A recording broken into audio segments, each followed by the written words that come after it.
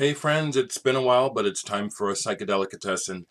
And what I'm going to present today is another oldie. I'll get to some more modern things eventually. It just seems like there's a lot of old stuff I just want to try to share. Today I want to share about a one album band called, I think it's Eire Apparent. Eire Apparent. English band, 1968. Came out on the Buddha label in America. What's interesting about this album is that it's produced by Jimi Hendrix. And also of note, it lists that there's help and encouragement from Robert Wyatt, Noel Redding, and Jerry Stickles. Anybody know who that is?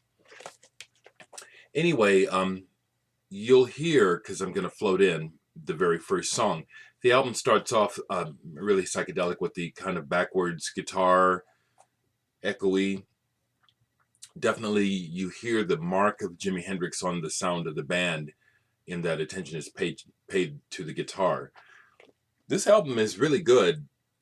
I think the thing that it suffered from, or why it didn't do better when it came out, is the singer's voice. The singer is not very good, and he's got like kind of a voice that you're going to either love or hate. Mostly it's slightly annoying, kind of like that.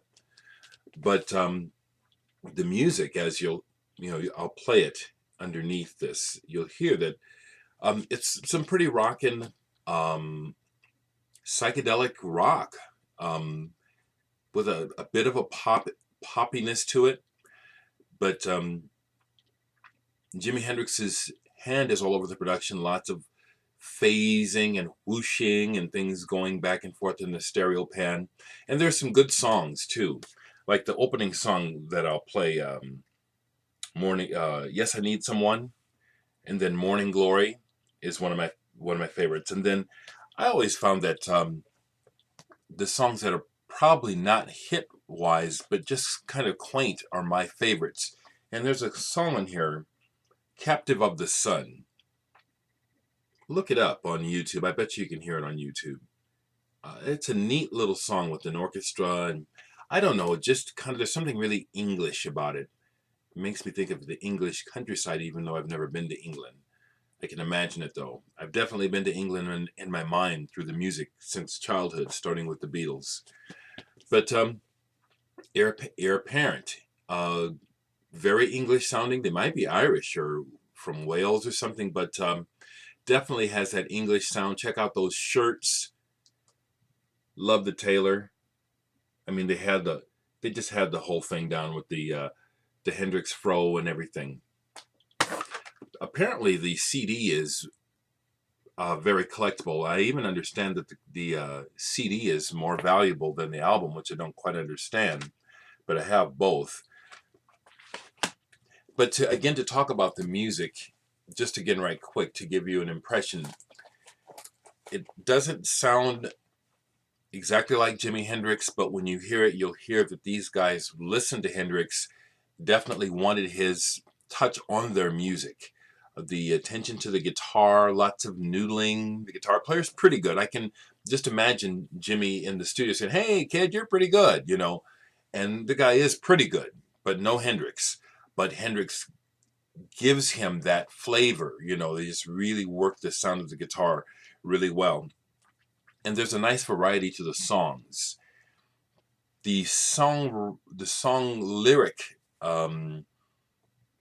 content is nothing particularly spacey, so I would not rate this high on the trip meter.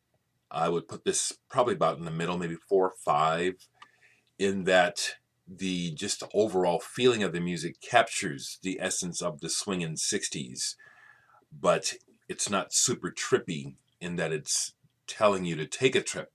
More about girl and guy stuff, for the most part.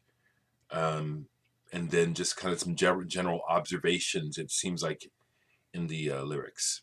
But this is a good album, and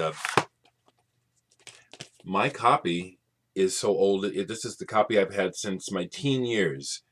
Like, as I've said before, I'm in my mid 50s, and some of these records I've had this album longer than some of you folks, many of you folks probably that watch, have been alive. Sometimes that blows my mind to think about. But seek this one out, especially if you're a fan of Hendrix and want to know about the things he's been involved with. We know that he produced Buddy Miles records. This is another one that Jimi Hendrix produced. And if anyone knows offhand and wants to throw in the comments other records they know that Jimi Hendrix produced, because I can't think of any others off the top of my head. I know he did some other production work. But Eire Apparent, however you say it, this is my recommendation for this Psychedelicatessen.